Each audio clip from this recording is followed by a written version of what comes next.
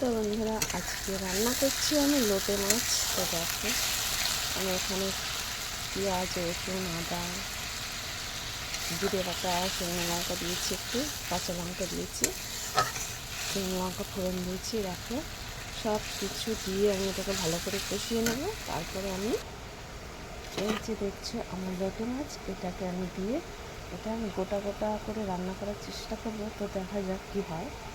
তো বন্ধুরা, দেখতে থাকো। আমার মশলাটা প্রায় কষানো হয়ে গেছে। দেখো, খুব সুন্দর করে এটাকে আমি কষিয়ে নেব। দেখো, আমি মশলাটা সুন্দর করে কষিয়ে নিয়েছি। এবার আমি মাছগুলো দিয়ে দেবো। এই মাছগুলোকে আমি দিয়ে দিচ্ছি।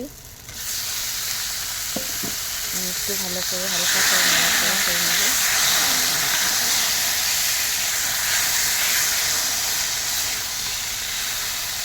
কারণ ওগুলো ভেঙে যাওয়ার ভয় থাকে, এই জন্য একটু হালকা করে নাড়াচাড়া করে নিচ্ছি। এখন আমি এটাকে একটু ঢেকে দেবো। তারপরে দেখো, ফাইনালি আমার মাছের রান্না রেডি হয়েছে। তো দেখো, ভালোই হয়েছে, খুব সুন্দর হয়েছে। দেখো, গোটা গোটা রয়েছে। তো বন্ধুরা, কেমন লাগলো আমার লোটে মাছের রান্না অবশ্যই জানাবে। Tata, by. আর যদি খাবে কি না।